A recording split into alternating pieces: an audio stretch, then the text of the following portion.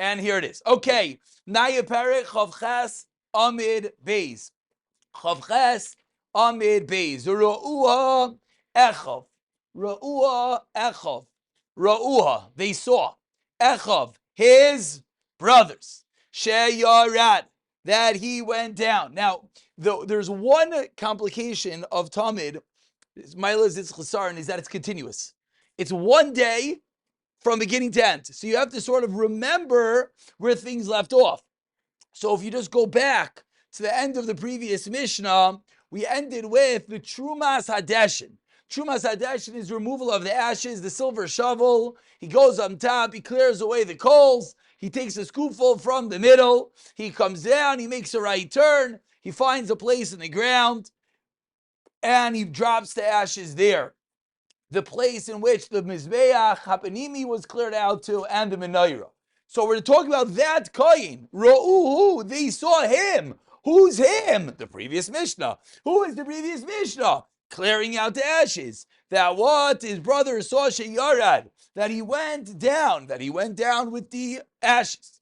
Ve'heim ratzim. So when they come running, who is they again? All the Kayanim come running ubayim, and they come Maharu, quickly, Vikadshu, and they are Mikadesh, they sanctify Yedehem, their hands, Viraglehem, and their legs, Min Ha-Ki Yar, from the Ki Yar.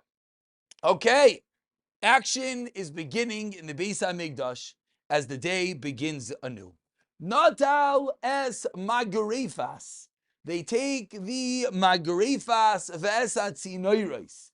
Now, and the tzinoiros. Now, the word magrefos, very good. Here it means shovels. Very good.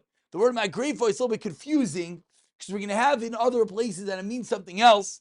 But over here, magrefos is the shovels and tzinoiros are the forks. Very good. The shovels and the forks. However, you also can write it in Gemara and you also can know it next time. I did not write it in Gemara. And therefore, I was looking at my notes. But I'm going to write it now. And I'll be honest, I've already learned this many, many times. Certain words are just difficult.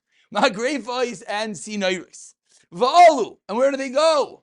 Leroish HaMizbeach. To the top of the Mizbeach. Ha'ivarim. The limbs. V'hapedarim. And the other types of limbs. One's fats, one's innards. Shaloi, that were not nisachlu. That's a good word. Ikul means to be digested. The sheer ikul is the amount of time it takes for food to be digested. Shaloi nisachlu. Menachem, I looked at my Zoom and I saw a woman on your screen. I was getting very nervous. Baruch Hashem, it's your daughter. I don't know what was going on there. That made me very, very apprehensive for a moment. But Baruch Hashem, she can learn with us. It's perfectly fine. I give a quick glance. What in the world did someone click into my Zoom screen over here? 24. I didn't know who was like clicking in the middle of our share. I got nervous. Maybe they're recording us. Either way, apologies to everyone for that ADHD moment. Let's continue. One more time. They go up, and what do they find? The environment B'darim Shaloi. Rabbi Yehuda Erev Tov. I'm sorry, I didn't say hello to you. Shaloi Nisachlu, that were not consumed. Mi Ba'erev, the night before, they put fats and limbs on the Mizbeach, onto the fire. Now you could burn all night, but not everything gets burnt up. So the things that were not burnt up, what do? Sulkin Oisan, they remove them. Al Sidei HaMizbeach, onto the sides of the Mizbeach. So there's the fats and limbs sitting on the fire, so they clear it to the sides. Now what if there are so many fats and limbs that there's no room on the sides? Erev Tov, Erev David. In ein sidadin machzikin, if the sides of the Mizbeach are not have enough room to hold them, soidrin oisam, they arrange it, b'soivev, they arrange it around where? Ala keves, on the ramp. On the ramp, soivev ala keves. Now, soivev ala keves is a funny term over here, because the soivev was a part of the Mizbeach. Does anyone know what the soivev was?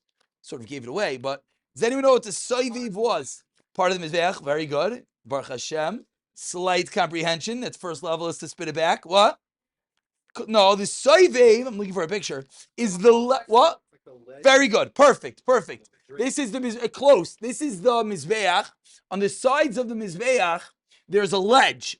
That ledge in the middle of the mizbeach, that is called the soiviv. So over here, the Mishnah is a little bit misleading just in the terms. That's what I want to point out. It says b'soiviv ala keves. It doesn't make any sense. Because the soiviv, oh, very good, you have it changed. The side, they change it. The soiviv is the area around the mizbeach. The keves is the ramp. So b'soiviv, now they change it ve'al and on the ramp. So the excess fats and limbs in which there was no room for, they place on the side of the mizbeach and on the ramp. Okay, I thought I had a better picture. I do not. Let's move on. Hey chelu, they begin ma'alin be'ifer. They begin to what? To ma'al. Ma'al means to bring up. To pile up be'ifer, the ashes, where? Al gav tapuach. Tapuach is a very important word. So us, who either know a little bit Hebrew or have heard a song or two in their life, know that a tapuach is an apple, obviously. Now, what in the world is there an apple doing on top of the mizbeach? So what's the answer, Rabbi Kogis Jr.? Oh, very good. The tapuach, over here, this is a Meyer-Dicke picture. That center dome circle, the tapuach is a pile of ashes. That is the tapuach. You see there's a few fires on top of the mizbeach. The tapuach is a pile of ashes. Oh, you have it in your booklets. Anyone has a booklet, you can open it up. The picture's right over here.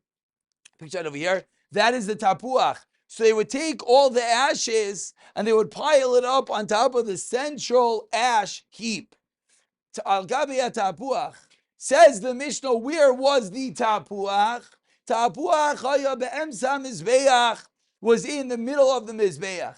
How big was the tapuach? Again, the tapuach is a pile of ashes. Says the Mishnah, 3 lines from the bottom, pa'amim, at times, shahayu alav, that there were on it, kishaloish me'ois kur, approximately 300 kur. Now, we don't know how big a kur is, but there's one thing that we know. 300 kur is obviously a big measurement, and Rabbi Kogis is ready itching to tell us that what? The Gemara is going to explain, as we found many times in Shas, that what happens when we have crazy numbers. We know it's just an exaggeration. It means it's very big, which we're going to get to.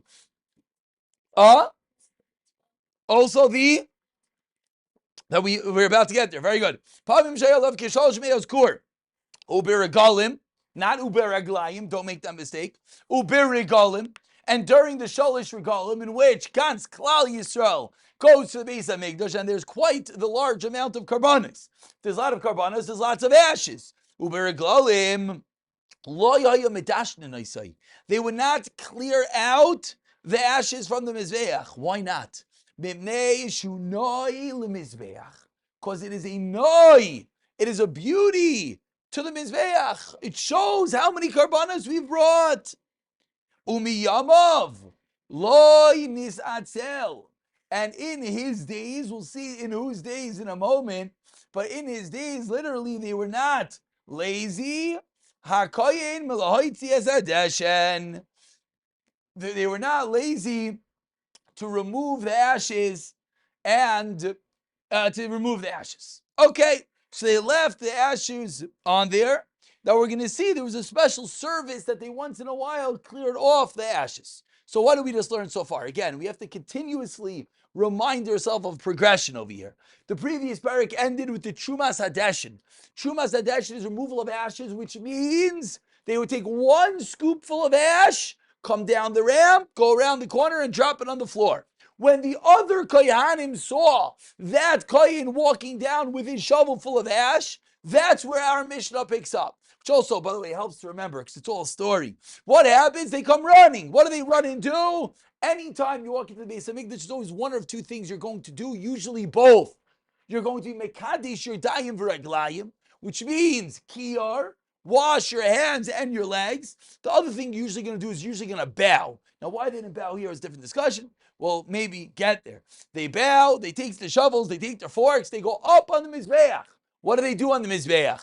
What are they going to find when they get on top of the Mizbeach? They might find some leftover barbecue from the night before. Because the previous night, all the karbanos burned through the night. So what do they do if there's carbonates? They got to clean off. You got to start a new day. You come to the barbecue Sunday afternoon. You want to make a new barbecue. What do you see sitting there? You see a hot dog from last week. You forgot to take it off. It happens. So what do? You don't leave it there. That's disgusting. When no one's looking, you take a bite. You want to see, tachless. You think it's still good? Whatever. That's only when no one's looking. But either way, that was because the late night barbecue must be Shabbos. Either way, tachlis, Menachem knows what I'm talking about. Lemaisa, you have the hot dog sitting there. What do? You take it off. So what do? Our parak begins. They take off the fats and the limbs. They put it where? In one of two places. The sides of the mizbech, there's no room. They put it on the area around the side. There's no room. They put it on the ramp. Then what do next? They go up on the mizbech and they start scooping the ashes onto. Here's some beautiful pictures of kohanim scooping all the ashes. The kohanim take all the ashes and they start scooping it onto the tapuach. Tapuach was the central ash heap, which they would leave there, looked beautiful. And during the Shal Shagol, we could sometimes have up to 300 kur. And with that, we are on the top of Chav Tesam and Aleph. So what happens? You get to your barbecue, you clear off yesterday's meat. You then do what? You scrape down the grates, you clean it out, you take out all the old ashes. What's next? No. What's next on a barbecue? What's next? Fire. Start the fire.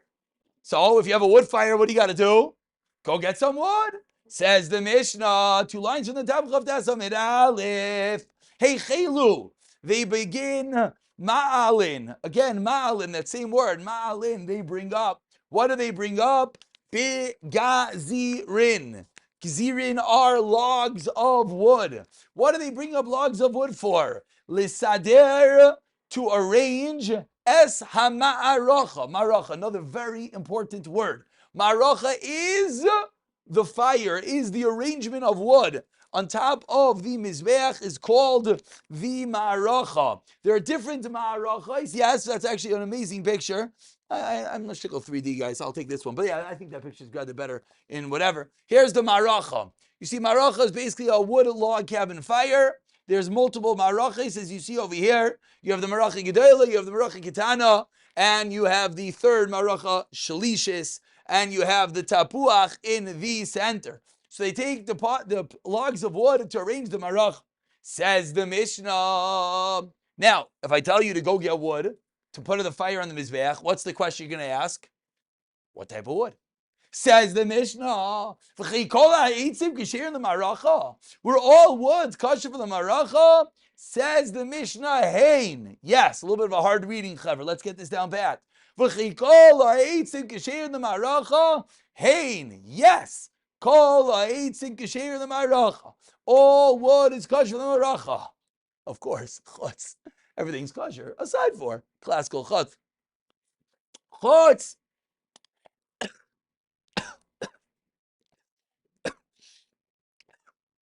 We're gonna. We okay. Chutz, except for what? Michel Geffen, Michel Zayis. There are 2 types of wood you're not allowed to use. What are the 2 types of wood you're not allowed to use? Geffen wood. What is Geffen? We know Geffen is grape. So grapevines. Michel Zayis, olive wood. So you're allowed to use all woods aside for grape and olive wood. Aval, however, be'elu hayu regilin. You're allowed to use anything aside for olive and grape wood. But what do they lemaisa use? B'marabiyos shel te'ina. Marabiyos basically just means the young trees, the trimmings of the te'ina, of the date vine, fig vine, excuse me, shel egois wood, v'shel eitz shemen, and of olive wood. So it's a little bit tricky. What wood could you use? Eitz shemen, olive wood. So what's your question? Very good. What's between eitz shemen and shel zayis? Very good. The Gemara is going to explain what is the chilik. Yeah, Rashi doesn't say anything over here. I mean, it's not the Rashi, that's part of the reason it's Mufarish, but we will see. We will see. The Gemara, Mirta Shem, will become clear. The answer is no. The Gemara is not going to explain. Yes, that's what it means. What the Mefarish is saying, Eitz Zolkan Moiner means Eitz Shemen. Shemen means oil. Zayis means olive. There's different types of oil that are not olive. That's what's going on over here. Eitz Shemen is oil wood, which we have to see what that means. Shemen Zayis wood is olive wood. So there is a difference. It's true that usually olive and oil go hand in hand. Yeah. Usually means the same thing. You are absolutely correct. But that is going to be the difference. But let's get there. Okay. So now we know what type of wood. So what do we got to do? We got the wood. We got to arrange it. Cedar, they arrange. Esa maracha gedayla. The large maracha, which is the large. In English, it's called a pyre. It's an art school word. No one in the world has ever known how to pronounce it. I think it's a pyre, but I've never heard anyone in their world ever use such a word. Yeah, pyre. Yeah, all the time. Could you get the pyre? Yeah, for Black Baimer, we made a Menachem. You arranged a pyre in the bucket. Yeah, it's an art school word. If anyone used that, like, oh, have you been reading art school lately? Sidra Zamarachi Gedayla. Where did you arrange it? Mizracha, eastward. So if you look over here, there you go. I don't know why it makes it blurry. This is the Mizbeach. I think that part you got. That's the Tapuach in the center. This big guy is the Maracha Gedayla. And it is eastward, Mizracha, eastward. So on the east of the Mizbeach, you have the large fire. Chazita. Chazita. Good word. Chazit means to see. A thing that you see through would be called a window. Very good. So a chazita is a thing that you see through, and therefore in English I'd be called a window. So it's a window. What does it mean it's a window? So when you make a log cabin fire, so you stack up all the logs. So what they did is they left a blank. Yeah, so this is going to be a hard picture. Here, look over here. Look at picture 56. You could see it. It's hard to see. I think there might be one in here. It's hard to see unless you really get up close. Very good. No, we have an outdoors man. I didn't know this about you. Simple fire building skills. Chavra, if we ever need a fire, Noach will come to rescue us. Absolutely. And I will be calling for help. There it is. So, on the eastern side, they placed this maracha. The chazita and its window was mizracha. We're going to see what the window's for. You already said it's for airflow, which we're going to get to. V'roshe gezirim, roish is the head. The ends of the gezirin already had, those were the logs of wood. The ends of the logs of wood, hapinimim, the inside ones. Hayunoigin would touch bitapuach. So this picture is very inaccurate, because in this picture you see, here's the tapuach, and here's the fire. There's no touching. This looks like a good shadchan picture over here. There's no touching going on over here. Lamais, Baruch Hashem, well, not on a mizbeach. There's no issue with negiah there. But what is the real way that it's done is that the wood, you have a good picture in yours. I don't know if it made it into here. The wood would actually, touching over there? Yeah, it's a little hard to see. Here, the mamish. Thank you. Right here. This is going. Here, you see that the mamish made it, that it's touching. Yeah, you can see there. You see over here, the imam should make it that it's touching the tapuach. Okay, we're almost out of time. Let's just finish up the sentence. Noigim tapuach.